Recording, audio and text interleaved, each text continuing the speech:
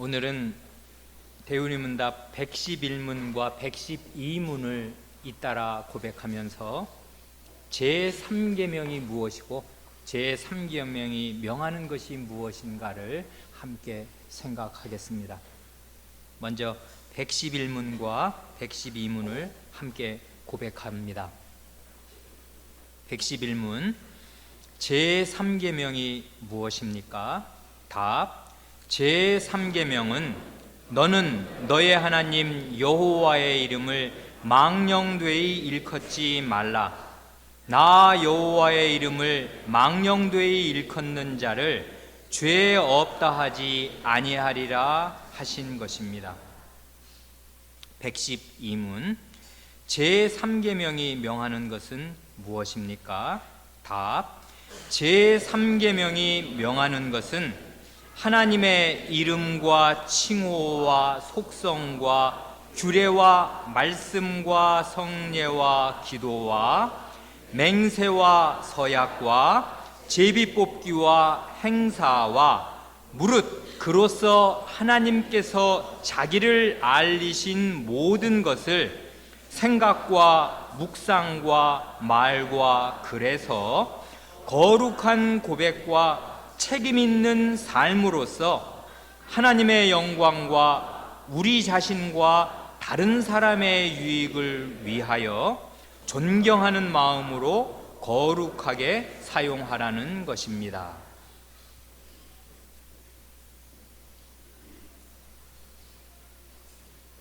오늘은 우리가 제3계명이 명하는 것이 무엇인가를 살펴보려고 하는데요.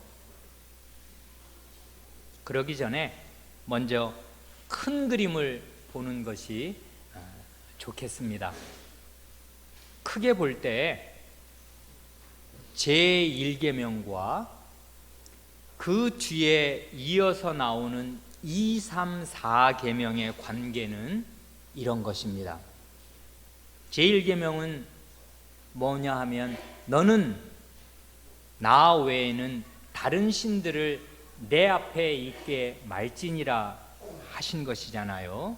그러니까 제1계명이 명하는 것은 결국 다른 신 없이 나 여호와 하나님만 모시고 섬겨라 하는 말씀이겠습니다. 그 다음에 이어서 나오는 2계명, 3계명, 4계명은 제1계명을 이루는 길, 그러니까 하나님만 모시고 섬기는 길이 무엇인가를 차례차례 알려주시는 말씀이 됩니다. 1계명은 하나님만 섬겨라, 하나님만 두어라 내 마음과 생활 안에, 이것이라면은 2계명은 하나님만 섬기려면은 그분의 말씀대로 섬겨야지, 네 생각대로 섬기면은 결국 참 하나님이 아니라 네가 만든 형상을 섬기게 되는 거야 라는 것이고요. 3계명은 하나님을 섬기려면은 그분의 이름을 존중해야 하는 거야 하는 것이고요. 4계명은 하나님을 섬기려면은 그분이 정해 놓으신 그분의 날을 제대로 지켜야 하는 거야 하는 말씀입니다. 간단히 말해서 제1계명이 목적이라면은 그 다음에 나오는 2, 3, 4계명은 수단에 해당된다고 말씀드릴 수가 있겠고요. 그러니까 제1계명이 가야 할 목적지라면은 2, 3, 4계명은 그 목적지로 가는 길이 됩니다. 제1계명을 위반하게 되면 꼼짝없이 우상숭배자가 되듯이 제2, 3, 4계명을 온전히 지키지 않으면은 사람은 꼼짝없이 우상숭배자의 길을 걷게 됩니다. 그러면서도 대단히 희한한 사실이 하나 있는데, 하나님의 백성이 2, 3, 4계명을 위반하면서도 자기는 여전히 하나님을 섬기고 있다고 생각할 수가 얼마든지 있다는 것입니다. 이런 것이 구약과 신약 성경에 너무나 많이 나타납니다. 2, 3, 4계명을 분명히 어기고 있으면서 자기는 1계명을 지키고 있다고, 나는 하나님을 믿는 사람이라고 왕왕 사람들이 생각한다는 것입니다. 그러니까 그 사람 마음에 하나님만 참신으로 계시는가, 요것을 알 수 있는 시금석은 그게 뭐냐 하면 2, 3, 4계명을 지키는가를 보면 되는 것입니다. 우리가 마음을 해부해 볼 수는 없는 것인데요, 2, 3, 4계명을 지키는가 안 지키는가 하는 것은 나타납니다. 어떻게 해요? 2계명을 안 지키면 형상을 만들어 놓게 됩니다. 3계명은 그의 말을 들어보면 됩니다. 4계명은 그가 주의를 지키는 모습을 보면 됩니다. 그러니까요, 우상숭배자인가 아닌가 하는 것을 무슨 굉장히 어렵게 알 수 있는 것이 아닙니다. 다 알 수 있어요. 자기도 알 수 있고 옆 사람을 봐도 알 수 있는 것입니다. 이게 분명한 시금석이라고요. 그러니까 하나님이 가라고 하신 목적지로 아닌 다른 길로 가면 그 목적지에 갈 수 있는, 말하자면 방법은 없는 것입니다. 그러니까 요 1계명과 2, 3, 4계명은 딱 붙어 있습니다. 사실은 하나의 계명이라고 보아도 좋습니다. 전심으로 하나님을 사랑하라는 계명인데, 그 계명을 이런 방식으로 아주 그 연관성이 있게 이렇게 우리에게 주셨습니다. 제3계명은 너는 너의 하나님 여호와의 이름을 망령되이 일컫지 말라 하시는 것인데요, 우리의 대우리문답 112문은 먼저 제3계명이 명하는 것, 여기는 일단 금령이 나오지 않습니까? 예, 뭐 1, 2, 3 이런 계명들은 대개 금령, 뭐뭐 하지 말아라, 뭐 두지 말아라, 형상을 만들지 말아라, 뭐 망령되이 일컫지 말아라, 하지마 하지마 하지마 이러는 금령이 쭉 나오는데, 우리의 요리문답은 아주 지혜롭게도 금하실 때는 그 배면에, 그 반대 측면에 명하시는 것이 잠재해 있는 것이다, 꼭 그것을 함께 생각해야 한다, 이렇게 가르치면서 먼저 계명을 가르칠 때마다 명하는 것, 금하는 것, 그 다음에 덧붙어 있는 말씀, 이렇게 차서 있게 잘 가르치는데, 명하는 것이 뭐냐, 그거를 먼저 가르치지 않습니까? 그 내용을 보면 가장 먼저 하나님의 이름과 이름에 준하는 것들이 무언가 하는 것을 쭉 나열해서 가르쳐 줍니다. 그게 뭡니까? 거기 보면 굉장히 여러 가지가 나오네요. 하나님의 이름, 그 다음에 칭호, 아니 이름은 뭐고 또 칭호는 뭐야, 어떻게 달라? 칭호는 타이틀입니다. 타이틀, His titles. 하나님의 이름이, 성호가 있고 하나님이 가진 직함들 많지 않습니까? 만유의 주제라든지 창조주라든지 만왕의 왕이라든지 만주의 주라든지, 뭐 우리의 지금 대통령 그러면 문재인 대통령 그러면 문재인은 그의 고유명사 이름이라면 대통령이 직함이듯이 하나님에게 딸려 붙는 직함들이 많이 있는데 그건 거의 이름에 준하는 것입니다. 하나님의 성호에. 그래, 하나님의 이름, 성호, 그 다음에 하나님의 속성, 아니 이름, 칭호, 속성, 하나님으로서 가지는 본성 말이에요. 신적인 성격들, 전지전능하시다든지 무소부재하시다든지 가장 중요하게는 거룩하시다든지 하는 하나님의 속성들이, 그 다음에 사랑과 은혜가 한이 없으시다든지 이런 하나님의 그 신적인 품성들, 속성들이 있지 않습니까? 이게 하나님의 이름과 그 칭호와 속성이 사실은 이게 딱 붙어 있습니다. 그게 한 세트라면은 그 다음 세트는 규례, 하나님의 규례, 말씀, 성례, 기도입니다. 요건 뭉뚱그리면 하나님 자신의 말씀이라고 할 수 있습니다.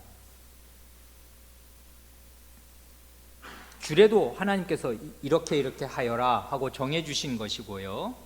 성례는 다 아시는 대로 보이는 말씀이고요. 말씀을 보이는 형태로 구현해 놓은 게 그 성례고요. 기도도 결국은 말씀의 메아리입니다. 하나님의 말씀이 기도를 유발해서 하나님의 말씀이 우리 위에 떨어질 때 그 말씀을 제대로 들은 사람이라면 반드시 기도할 말이 생깁니다. 제대로. 그게 자기 욕심을 아무리 간절하게 구한다고 그게 기도가 될 리가 만무한 것이고요. 하나님의 백성의 기도는 고래로 그런 것이 없습니다. 하나님의 말씀이 내려오면 그 말씀을 잘 들으면 자기 마음의 소원이 하나님의 말씀으로 형성되고 그 소원을 아뢰면 그게 결국은 하나님의 말씀의 메아리가 됩니다. 복창이 돼요. 하나님의 말씀이 내 안을 가득 채워서 이제는 내 입으로 터져 나오는 것입니다. 그게 기도입니다. 신자의 기도. 그러니까 결국 규례, 말씀, 성례, 기도는 이런 걸 은혜의 방도라고도 하지 않습니까? 하나님께서 우리에게 은혜를 베푸시는 은혜의 말씀인데 이제 다 합치면 말씀입니다. 그런가 하면 그 다음에 맹세와 서약이 나옵니다. 이건 뭘 말하냐 하면 하나님의 성호, 하나님의 이름을 사람이 사용하는 중대한 경우들을 지금 말하는 겁니다. 결국 하나님의 이름과 관련이 되어 있어요. 맹세는 하나님을 불러서 하나님의 이름을 걸고 어떤 중대한 말을 하는 것입니다. 하나님이 이 말에 대해서 이 말의 참됨을 보증하신다. 이런 게 맹세입니다. 서약은 인생에서 가장 중대한 몇 가지 그 경우들에서 하나님의 이름을 걸고서 약속하는 것입니다. 그러니까 우리 평생에 이렇게 할 일이 많지 않은데요. 공적인 신앙 고백을 할 때 하나님의 살아계신 어전에서 하나님의 이름 앞에 하나님의 이름을 걸고 내가 하나님을 믿습니다. 이렇게 고백하고 혼인 서약을 할 때 이렇게 하나님의 이름 앞에서 하나님의 이름으로 서약하고요. 하나님께서 복 주셔서 아기를 주시면 그 아기의 유아 세례를 받을 때 하나님의 이름으로 부모가 서약하고, 그런가 하면 그 목사 임직할 때든지 그 목사를 받을 때 교인이 하나님의 이름으로 서약합니다. 많지 않아요. 10손가락에 아마 꼽을지도 모르겠습니다. 그래, 이런 맹세와 서약이 전부 하나님의 이름을 사용하는 일이 됩니다. 그 다음에 희한하게 거기 보면 제비 뽑기, 이게 여기 왜 나왔어? 이런 생각을 우리에게 불러일으키는 제비 뽑기가 거기 들어 있습니다. 이거는 하나님의 이름, 하나님의 주권이 행사되는 고대의 방식을 이렇게 하나 예를 들어 놓은 것입니다. 제비 뽑기라는 것은 사람이 선택하는, 사람이 제비를 뽑기는 뽑는데 진짜 뭐가 뽑힐지 모르는 거지 않습니까? 사람이 제비는 뽑으나 일의 작정, 이 일을 결정하시는 분은 온전히 하나님이시다 하는 것을 나타내는 그 구약시대 고대의 방법이 제비 뽑기였습니다. 그래, 우리가 요즘에 수요일에 그 레위기를 이제 잘 배우고 있는데요. 좀 어렵긴 하지만 이 어려운 레위기를 잘 설명해 주는 설명이 있어서 따라가고 있는 중인데, 나중에 우리 16장에 레위기 16장에 가면 대속죄일 7월 10일이지 않습니까?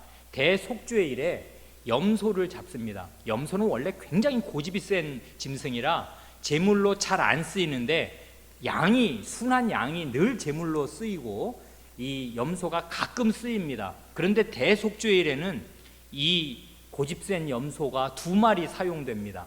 그래, 하나는 속죄제로 잡고 하나는 아사셀 염소로 이 제비 뽑아서 정합니다. 2마리를 가져온 다음에 제비를 뽑아요. 그래, 하나님께서 정하시는 것입니다.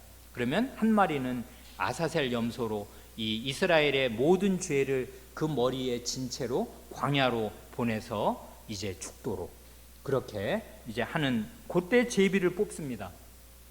뿐만 아니라 이제 이스라엘의 하나님 나라를 현실적으로 받는 그것이 가나안 땅을 말하자면 분배받아서 차지하는 것인데요. 그래, 지파별로 또 집안별로 제비를 뽑아서 그 땅을 분배합니다. 이건 하나님이 너희 지파에게, 너희 집안에게 직접 주신다 그 말입니다. 여러 경우에 일일이 다 예를 들기에 시간이 너무나 드니까 이러이런 중요한 예들의 제비 뽑기가 쓰입니다. 그런데 희한한 것은요, 신약의 첫 오순절 오기 직전에 12사도 가운데 한 사람 자리가 궐이 났지 않습니까? 유다가 주님을 배반하고 스스로 목숨을 끊어서 멸망의 자식인 것을 스스로 입증하고 난 뒤에 그 11사도들이 남아서 나머지 한 자리를 채우려고 할 때 교회가 사도 후보자 2명을 추천한 다음에 그 2명을 앞에 놓고 그 사도행전 1장을 보면 제비를 먼저 기도하면서 주님께서 이 2사람 가운데 한 사람을 주님의 사도로 12사도의 그 남은 자리를 채울 사람으로 정하여 주시옵소서 하고 주님께 맡기고 난 뒤에 제비를 뽑습니다. 그래서 그 중에 한 사람을 12사도로 채웁니다. 이건 결국 사도를 주님 자신이 택하신다 그 말인데, 이 방식이 제비 뽑기의 방식으로 나타납니다. 결국 하나님의 주권이 이런 방식으로 실현되는 것입니다. 그런데 우연인지 필연인지 알 수 없는데, 성경의 제비 뽑기는 신약의 오순절이 오기 전에 끝납니다. 그 뒤로는 다시는 이런 방식이 나타나지 않아요. 그러니까 성신이 오시기 전에 마지막으로 그 구약 시대의 마지막인 듯이 제비 뽑기가 행해지고, 그 뒤에는 교회에서 무슨 제비를 뽑아서 중요한 직분자를 제비 뽑아서 결정하든지 이렇게 하는 일은 없습니다. 그 다음 마지막 말이 중요한데, 행사. 이 행사가 뭡니까? works입니다. 하시는 일이라 그 말이에요. 그러니까 그분의 하신 일. 그러니까 이걸 지금 굉장히 여러 가지가 10가지도 더 나왔지만 이걸 다 뭉뚱그리면 하나님의 말씀과 하나님의 하신 일입니다. 하나님의 말씀, 하나님의 하신 일, 하나님의 말씀과 행사, 말씀과 하신 일, 이 2가지인데, 우리의 요리문답은 아주 친절하게도 이 모든 것을 하나로 간추려서 그 다음에 이렇게 정리해 줍니다. 거기 뒤에 무릇, 이 무릇은 모든 그런 뜻이잖아요. 무릇 그로서 하나님께서 자기를 알리신 모든 것, 이렇게 하나님께서 자기를 알리신 것, 그걸 뭐라고 합니까? 그걸 한자어로 계시라고 하지 않습니까? 10개자 보일시자, 열어서 보여주는 거. 하나님의 계시가 하나님이 자신을 열어서 보여주시는 것을 일컫는 말이지 않습니까? 그러니까 결국 하나님의 이름, 말씀, 행사, 이걸 다 뭉뚱그려서 그냥 한마디로 정리하면 하나님의 자기 계시입니다. 하나님이 자기를 열어서 보여주시는 하나님의 자기 계시를 존중해라, 그것입니다. 이 3계명이 명하는 것은.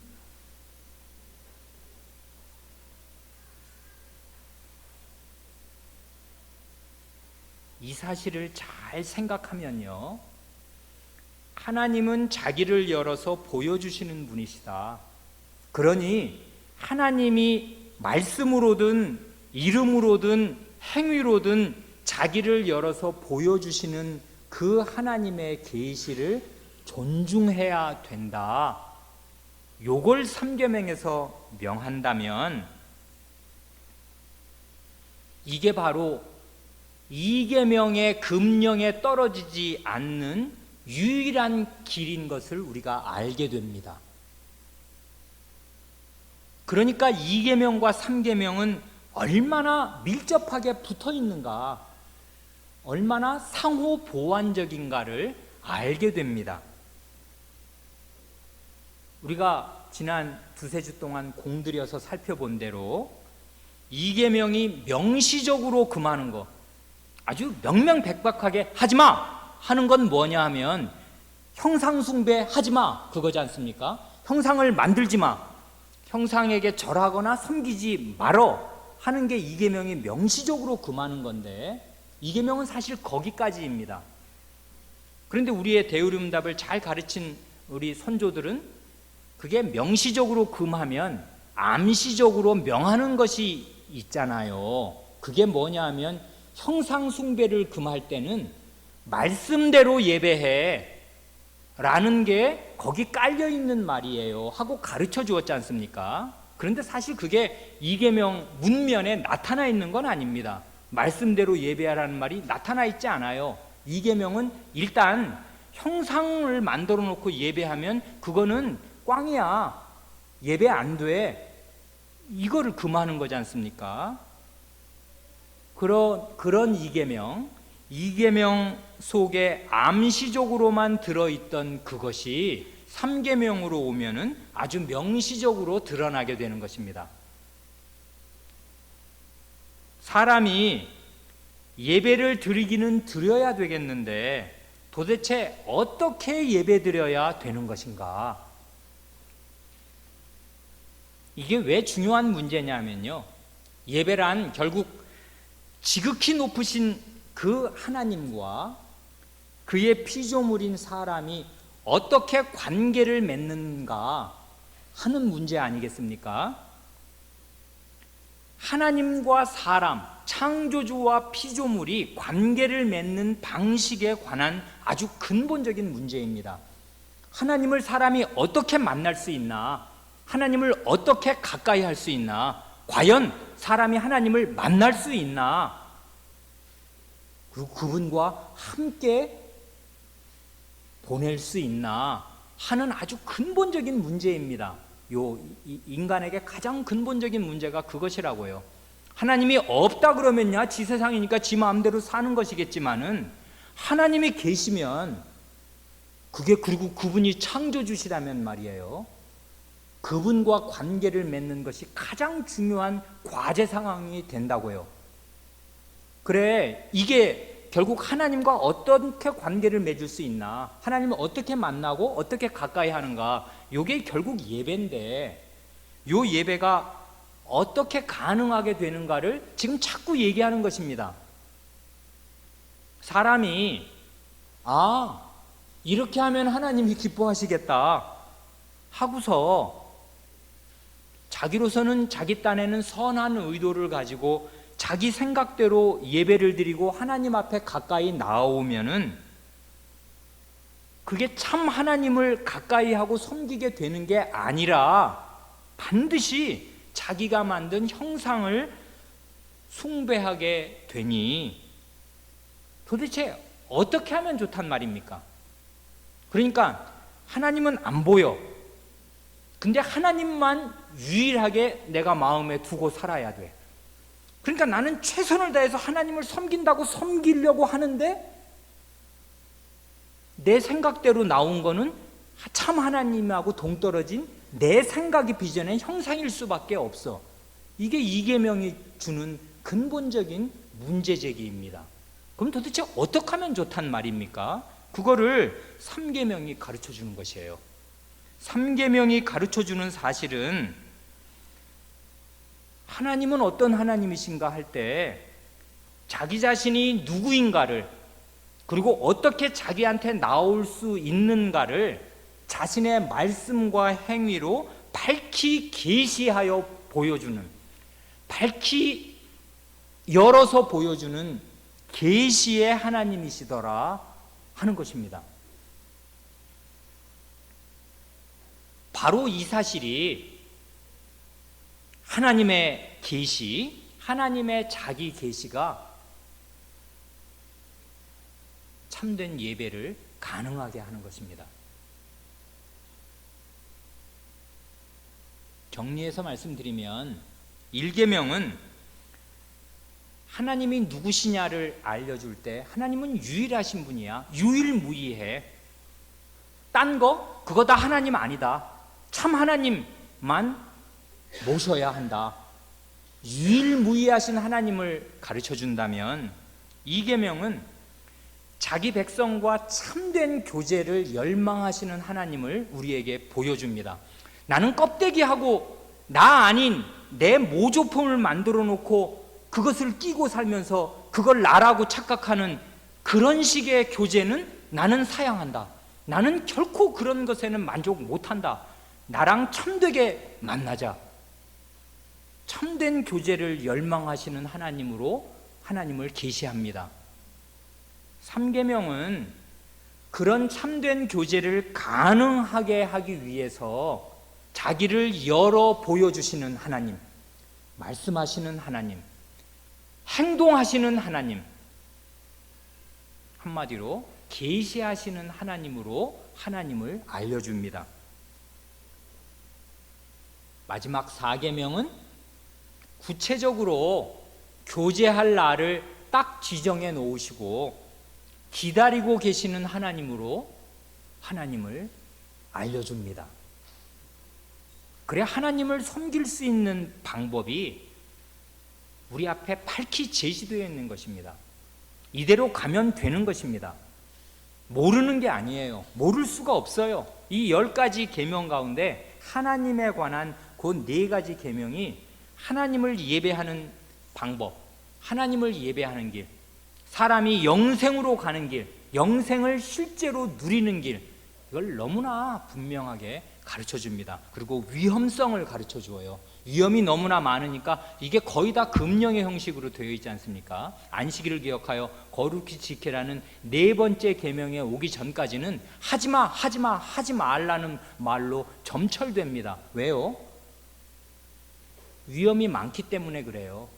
하나님을 참되게 예배하는 길이 쉬운 일이 아닙니다. 지뢰가 많다고요. 피하여야 될 지뢰들이 있어요. 그러나 그렇다고 위험천만해서 하나님을 만날 수 없는 것이 아닙니다. 우리가 땅에 붙은 피조물일지라도 죄인일지라도 지극히 높으신 하나님과 교제를 나누는 것이 불가능한 일이 아닙니다. 왜냐하면 3계명이 있기 때문에 그런 것입니다. 하나님은 살아계신 분이시고 말씀하시는 분이시고 자기를 열어 보여주시는 계시하시는 하나님이시기에 우리는 하나님, 참 하나님을 섬길 수가 있습니다. 그래 3계명에서 핵심되는 단어는 거기는 어쨌든 이름이지 않습니까? 하나님의 성호, 하나님의 이름을 망령되이 일컬으면 안 된다 하는 것인데, 하나님 성경에는 하나님의 이름들이 많이 나옵니다. 하나님은 이름으로 자기 자신을 계시하십니다. 이게 굉장한 은혜예요. 그 이름이 얼마나 중요한가. 여기 중에 우리 어린 아이들, 우리가 예뻐하는, 다 예뻐하지만 우리 어떤 아이 하나를 한번 그냥 생각해 보십시오. 그게 누구든 상관없어요. 한 대여섯 살짜리도 좋고 초등학생도 좋습니다. 우리가 교회 생활 벌써 이 교회에서 오래 하면 그 아이 태어날 때, 갓난 아기 때부터 어라 이렇게 좀 자라다가 어라 어느 날 보면 초학문 다 외운다고 뭐 움푹짐푹 그 일문 외우기 시작하다가 벌써 다 외웠네. 140문, 144문 다 외웠어? 그러고 나서는 성경을 이렇게 읽기 시작하고 초등학교에 들어갔네. 이런 모습을 쭉 보지 않습니까? 근데 그 아이의 이름을 우리가 생각하지 않으면 말이에요. 이름이 없다든지 이름을 안 정해주면 부부끼리 얘기할 때도 그 애 있잖아, 왜 걔. 그 왜 눈썹 진하고 그 왜 지금 앞니빨 빠지고 그 애 있잖아, 걔 왜. 그러면 누구 이렇게 생긴 애 얼마나 얘기를 많이 해야 되겠습니까? 걔가 자라오면서 했던 여러 가지 걔를 알 수 있는 여러 사건들이며 이런 얘기를 다 해야 될 거 아니에요. 그래야 의사소통이 될 거 아니에요. 그런데 그런 얘기 할 필요가 없이 이름 석자 홍길동 딱 말하면은 그 아이의 우리가 이제까지 본 모든 것이 한꺼번에 그 이름 속에 다 들어있는 것입니다. 그렇잖아요. 우리 어른들은 더 말할 것도 없습니다. 누구 홍길동 이름을 말하는 순간에 그 사람의 잘잘못이며 그 사람의 말이며 인품이며 뭐 행동거지며 모든 것이 그 이름 안에 싹 다 들어있지 않습니까? 그래 하나님께서 사람이 이런 방식으로 살고 우리는 이런 방식으로 생각하니까요, 자기를 낮추시되 사람의 방식으로 자기를 조정하셔서요 하나님의 이름을 가르쳐 주십니다. 사람의 언어로요.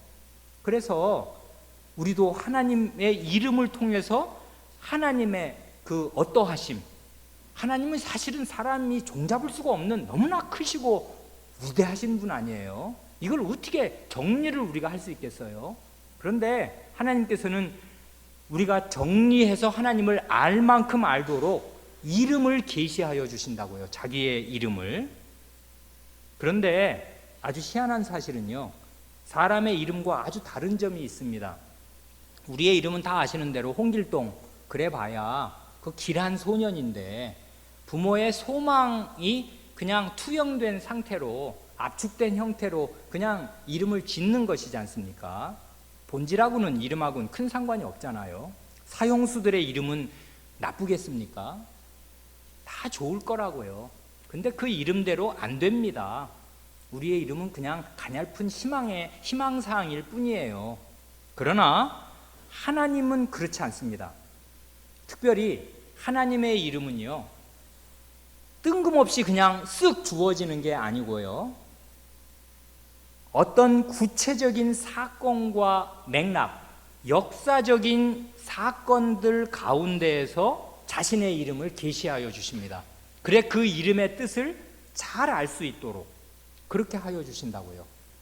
그래 이름하고 하나님의 행사하고 붙어 있어요. 그 역사적인 사실들하고 하나님의 행하신 일들과 하나님의 이름이 붙어 있습니다. 그래 하나님의 이름을 알면 그분이 뭘 하셨는지가 그 이름 속에 다 들어있게 되도록, 그래서 그 이름을 신뢰할 수 있게 되도록 그렇게 됩니다. 이건 너무나 많아서 얘기하려면 오늘 밤을 함께 새야 될 판국인데요, 그냥 최근에 우리가 열심히 읽은 게 창세기니까요. 주일 아침마다 창세기 1장에 하나님의 성호, 하나님의 이름이 뭡니까? 엘로힘, 하나님입니다. 태초에 하나님 엘로힘이 천지를 창조하시니라. 하나님의 이름을 가르쳐주고 시작하는데 하나님의 이름과 뭘 딱 붙이나요? 이게 성경 제일 첫 절인데 하나님의 이름이 나오는 순간에 하나님이 하신 일, 창조가 딱 달라붙습니다. 엘로힘, 하나님은요 창조주로서의 이름입니다. 천지를 창조하시면서 내가 이거 다 지은 존재야 라는 거를 가르쳐 주실 때 엘로힘, 하나님이라는 이름을 가르쳐 주신다고요. 그러니까 하나님을 하나님으로 부르면 그래 맨날 나오지 않습니까? 나는 너를 애굽 땅 종되었던 집에서 인도하여 낸 여호와 너의 하나님이 할 때 하나님, 그건 어디서 나온 거예요? 그건 창세기 1장 천지 창조를 배경으로 확 가지고 있는 너무나 중요하고 큰 이름이더라 그것입니다. 사건이 붙어있는, 역사적인 사건이 거기 생생하게 붙어 있어서 그걸 모를 수가 없게 하는 이름, 풍부한 그 역사 사건이 붙어 있는 이름, 그게 엘로힘입니다. 하나님. 2장의 성후는 뭡니까? 창세기 2장 야훼 엘로힘이잖아요. 1장의 엘로힘, 하나님을 그대로 받으면서 다른 중요한 성호 하나가 거기 덧붙었는데 여호와 하나님이지 않습니까? 여호와는 거기 왜 나온 것입니까?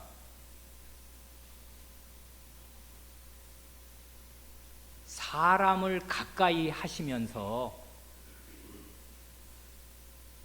하나님의 만드신 동산, 여호와의 동산에 사람을 두시고 그 전에 사람을 손수 빚으시고 여호와의 동산으로 이끌어 이르신 뒤에 사람의 생사가 걸린 언약의 말씀을 하여 주시는, 영생으로 가는 길을 보여주시면서 이렇게 하면 네가 영생으로 가는 거다, 이게 살 길이다, 이렇게 살자 나랑 영원히 하고, 그 중대한 영원한 생명이 달린 중대한 언약을 말씀하실 때 하나님 자신을 야훼 엘로힘으로, 여호와 하나님으로 계시하십니다.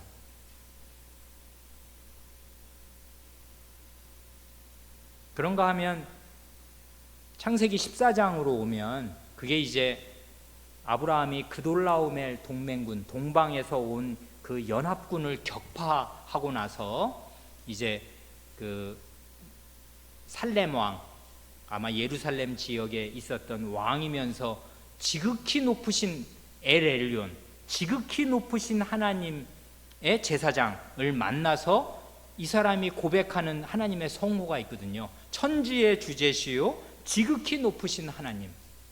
그러니까요, 이 아브라함이 겨우 318명의 아무리 그 사람들이 용맹한 날랜 군사기로서니 저 동방에서 수천리로 온 그 대규모 원정군을 자기와 그 마물의 형제들하고 동맹을 했다고 그래서 그 동맹군이 1000명이나 얼마만큼 가가지고 그걸 물리칠 수 있는 것이 아닙니다. 소돔성 고모라 일대를 싹 다 포로로 잡아가지고 갈 만큼 거기를 다 전체를 가나안 전 지역을 유린한 그런 거대한 그 군사 세력인데요, 그 집단을 요 한 줌 쪼무레기 같은 한 줌 무리가 그런 세력을 격파하고 모든 그 포로들을 다 되찾아 올 수 있는 게 아니라고요. 이런 일이 어떻게 가능했냐? 천지의 주제시면서 지극히 높으신 하나님께서 자기 백성을 이런 방식으로 보호하시고 약속하신 땅이 함부로 유린되지 않는다는 거 입증하시는 거야 하면서 이 멜기세덱도 그렇게 말하고 아브라함도 그렇게 배워서 고백하면서 지극히 높으신 하나님이란 성호를 이제 가르쳐 주십니다. 그런가 하면 이 언약의 하나님의 아주 결정적인 성호가 창세기 17장에 처음에 나오지 않습니까? 나는 전능한 하나님이라, 엘샤다이, 전능한 하나님. 이건 어떤 문맥에서 갑자기 난 뭐든지 할 수 있어, 그것입니까? 그게 아니고요. 아브라함 99세 되었을 때 99세 된 사람이 자식을 어떻게 낳아요? 그리고 아내는 이미 그 경수가 끊어졌어요. 임신 가능성 제로입니다. 이건 어떻게 해도 안 돼요. 그런데 언약의 자손은 하늘의 모래처럼, 아니 하늘의 별처럼, 바다의 모래처럼 주신대요. 이건 불가능을 지금 얘기하는 것인데요, 그게 어떻게 가능하냐고요. 그런데 나 전능한 하나님이야, 이렇게 계시하시면서 그 돌 같은 배 안에 아기를 만들어 주신다고요. 이게 하나님의 약속을 전능한 능력으로 이루신다 하는 역사 사건을 입증하시면서 하나님께서 자신을 전능한 하나님으로 계시하신다고요. 그리고 이 창세기를 뒤덮는 아주 은혜로운 성호 가운데 하나가 나는 아브라함의 하나님, 이삭의 하나님, 야곱의 하나님이다 하는 거 아닙니까? 이건 대단히 놀랍고 은혜로운 성호 아니겠습니까? 그 큰 하나님이 나 누구 아빠야, 이렇게 문재인 대통령이 나 누구, 예를 들면 그 딸의 이름이 뭐 AA라고 하면 나 AA 아빠야, 이렇게 말할 때 그 딸은 영광스럽지 않습니까? 자기 아버지가 누구냐, 얼마나 높은 분이냐에 따라서 그분이 나를 누구 아빠라고 얘기할 때 말이에요. 아무리 대통령이라도 자기 남편을 누구 아빠 이렇게 부를 수 있는 거 아니에요? 자기 딸의 이름을 걸고서. 그것처럼 하나님께서 그 높으신 분이 고작 자기 이름을 나 아브라함의 하나님이야, 사람을 들어서 자기를 표시하신다고요. 이건 뭘 뜻하는 것입니까? 아브라함과 자기가 하나처럼 운명 공동체가 되어서 이게 내 자식이고 이 자식과 함께 나는 영원히 산다, 나는 얘 아빠야, 이렇게 말씀하시는 거라고요. 언약의 하나님이시니까 언약 백성을 이렇게 소중하게 대하시면서 나중에 이 성호의 의미가 뭔가를 주님께서 콕 집어서 말씀하시기를 아브라함의 하나님, 이삭의 하나님, 야곱의 하나님이라고 하나님께서 말씀하셨을 때 그 말은 산자의 하나님이다, 이렇게 해석을 하시잖아요. 놀랍게 하나님이 누구의 하나님이라고 그의 이름을 불러주시는 순간, 그의 하나님이 되어주시는 순간 그 사람은 영생하는 존재가 되는 거야. 왜? 하나님은 영생하시는 분이기 때문에 절대로 죽은 자의 하나님이 될 수가 없어. 하나님은 절대로 시체의 하나님이 아니다. 하나님은 시체의 하나님이 될 수가 없다. 그러니 하나님이 나 누구의 하나님, A의 하나님이야 라고 말씀하실 순간 그 A는 영원한 생명을 가진 존재가 되는 것이다. 주님이 이렇게 놀랍게 해석을 하시지 않습니까?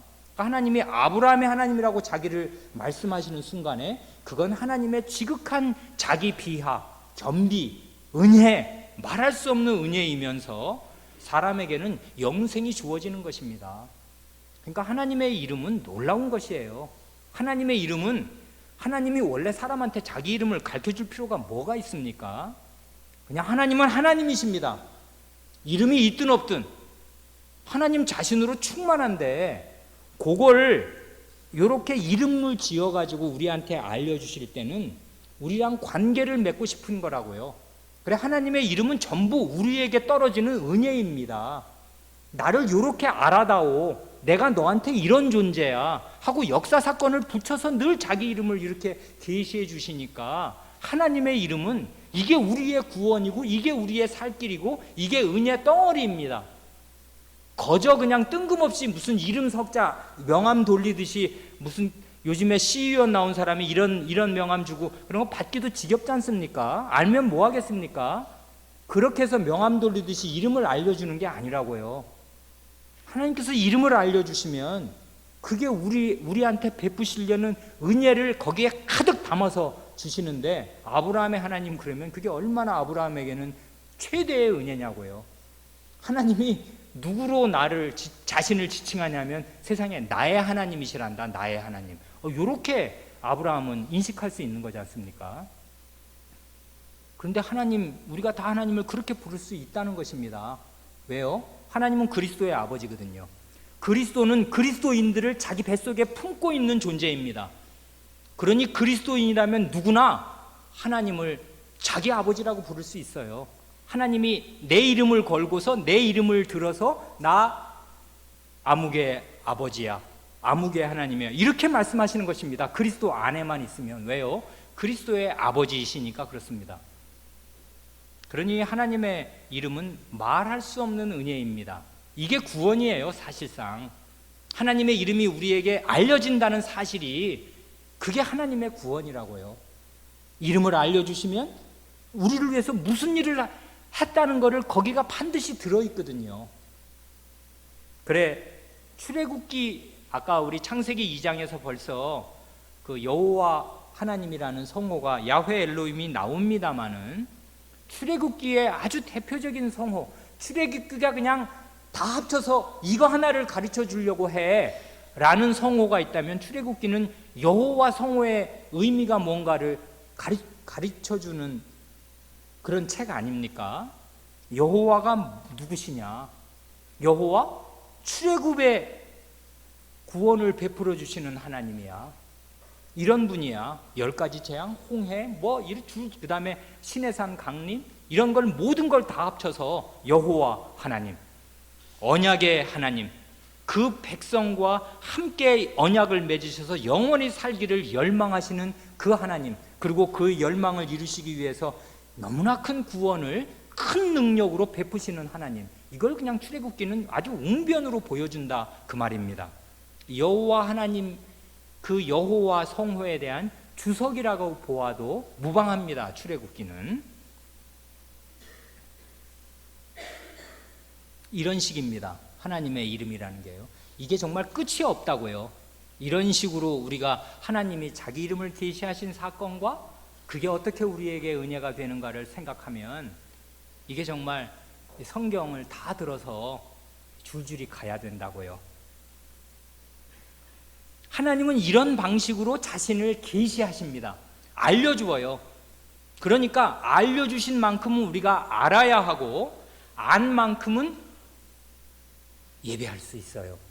왜냐하면 이런 일을 나타내시면 이게 찬송을 그대로 유발한다는 거 아닙니까? 이게 기도를 유발한다는 거 아니에요. 하나님이 자기를 계시하시면 그냥 그게 계시를 받는 순간에 우리가요, 하나님이 이런 분이시구나, 엘로힘은 창조주시구나, 그러면 그냥 책 읽듯이 그래? 그런가 보지? 이렇게 할 수가 있습니까? 이게 찬송과 기도를 유발한다고요. 이게 예배를 유발하는 것입니다. 하나님의 자기 계시가. 하나님의 이름을 알면 하나님을 예배하게 됩니다. 계시해 주신 게 있으니까, 계시의 말씀과 계시의 행위가 있으니까, 말씀 계시와 행위 계시가 있어서 우리는 그 계시에 힘입어서 하나님을 바르게 예배할 수 있게 됩니다.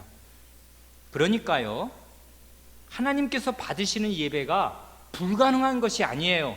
사람이 자기 생각대로만 예배할 수밖에 없는 존재인 것이 아닙니다.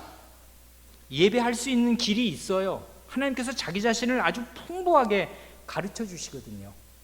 자기 이름으로, 그리고 자기 행사로. 예배가 가능한데, 참된 예배, 하나님과의 사귐, 그게 사실은 영생입니다. 영생은 다른 것이 아니라 참 하나님을 알고 섬기고 사귀는 것인데, 그 영생의 길이 우리에게 불가능한 것이 아니라 가능한데, 오직 3계명을 지킬 때, 곧 하나님의 계시, 하나님의 말씀 계시와 하나님의 행위 계시를 존중할 때 가능한 것입니다. 그런데요, 말하자니까 둘로 나누어서 말씀 계시와 행위 계시, 이렇게 둘로 나누어서 말씀드리는 거지, 우리 시대에는 이 두 가지 계시가 하나입니다. 말씀 계시밖에 없다고요.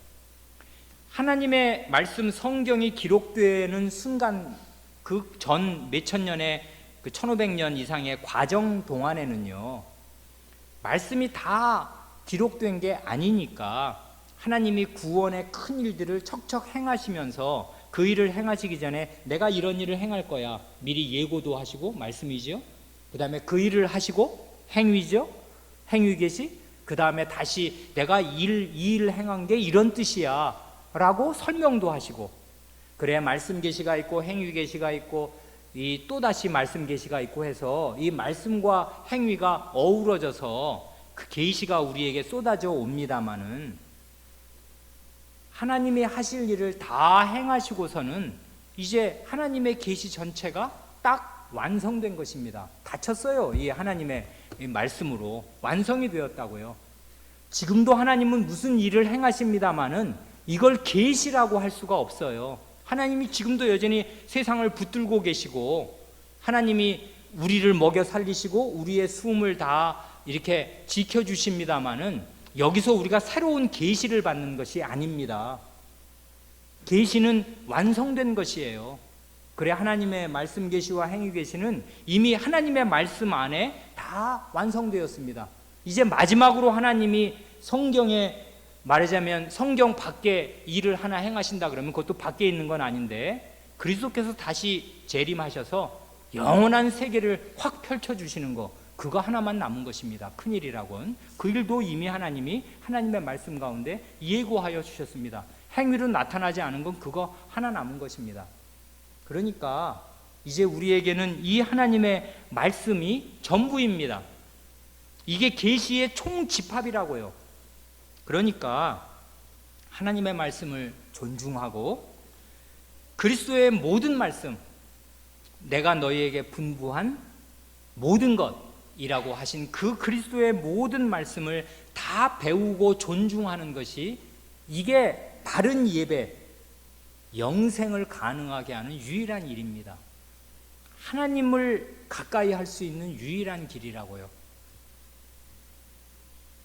그리스도께서 그 모든 말씀이라고, 내가 너에게 분부한 모든 것이라고 말씀하신 그 모든 것이, 그게 아주 뜻있는 말씀입니다. 성경 전체를 배우고 성경 전체를 알아야 해요. 그래야 참되게 예배 드릴 수가 있게 됩니다. 이거 다 알라고 주신 말씀이라고요. 그 바울 사도의 유명한 그 고별 강설이 그 사도행전 20장에 나오지 않습니까? 밀레도 강설, 에베소의 장로들, 목사들을 초빙해 놓고 이제 마지막 자기가 다시는 이 사람들 얼굴을 못 볼 줄로 알아서, 여러분의 목사가 이제 유언입니다, 오늘이 마지막 강설입니다 하고 강설하면 얼마나 가슴이 말하자면 뭉클하게 듣겠습니까? 아, 이분 이제 마지막으로 오늘 설교하시는구나. 그러면 아주 정신 차리고 들을 거 아닙니까? 평소보다 훨씬 더한 그 집중과 긴장감을 가지고서 바울 사도가 마지막 그 에베소 장로들, 에베소 목사들을 향해서 밀레도 강설을 할 때 20장 27절에서 이렇게 말합니다. 이는 내가 꺼리지 않고 하나님의 뜻을 다 너희에게 전하였습니다. 하나님의 뜻을 다, 이 말이 영어로 The whole counsel of God입니다. 하나님의 모든 경륜, 하나님의 전 경륜, 이게 바울 사도의 가르침이었습니다. 3년 난집 가르쳤는데 이 사람은 이렇게 말할 수 있었습니다. 나 하나님의 모든 경륜 다 가르쳤다, 이렇게요. 우리는 사도가 아니니까 무슨 3년이 아니라 30년을 해도 다 못 가르칠지 모르지만 꼭 그런 것이 아닙니다. 하나님의 말씀 다 가르칠 수 있고 다 배울 수 있어요. 배워야 합니다. 바울 사도가 증인이지 않습니까? 내가 하나님의 모든 경륜 다 너희한테 가르쳤다, 이렇게 할 수가 있는 것입니다. 그러니 우리는 하나님의 뜻을 다 배워야 합니다. 사도적인 복음 다 배워야 합니다. 거기 오늘 본문으로 읽은 역대상 29장, 이제 그 다윗이 어떻게 하나님의 이름을 위해서 그 젊을 때부터 이 마지막 죽을 때까지 살았나, 그걸 더 말씀드리고 싶은데 시간이 많이 가서 이건 또 다른 이야기가, 긴 이야기가 될 것 같아서 오늘은 여기까지만 말씀드리겠습니다. 오늘 말씀드린 것의 주안점은 1계명을 이루는 수단으로서 2, 3, 4계명이 어떻게 긴밀하게 협동하고 있는가, 하나님만 모시고 살 수 있는 길, 가까이 모시고 사는 길이 우리에게 가능한데 말씀으로 가능하다, 그 말씀을 다 배우는데 생명이 있다 하는 말씀을 드립니다. 기도하겠습니다.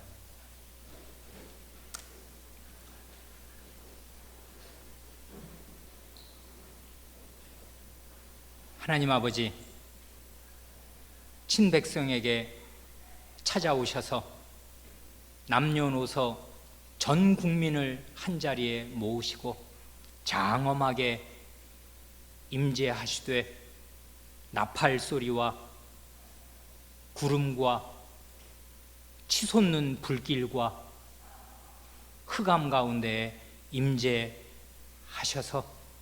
친히 10마디 말씀을 하셨사오며 그것을 하나님 나라의 영원한 헌법으로 삼으셨사옵니다.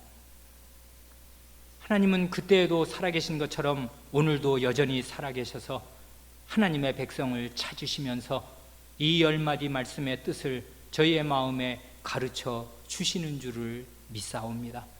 너는 나 외에 다른 신을 내게 있게 말지니라 하시고 형상 숭배를 금하시며 하나님의 이름을 존중하라 하시고 하나님의 날을 지키라 하시옵니다. 이 말씀의 뜻을 저희가 힘써 배워서 마음에 간직하게 하시고 그리하여 살아계신 하나님 앞에 나아가 참되게 예배하게 하시며 그리하여 영생이신 하나님을 가까이 함으로 하나님 안에서 영원한 생명의 일단을 맛볼 수 있게 하시고 주일마다 그런 날이 되게 하시옵소서. 우리 구주 예수님의 이름으로 기도하옵니다. 아멘.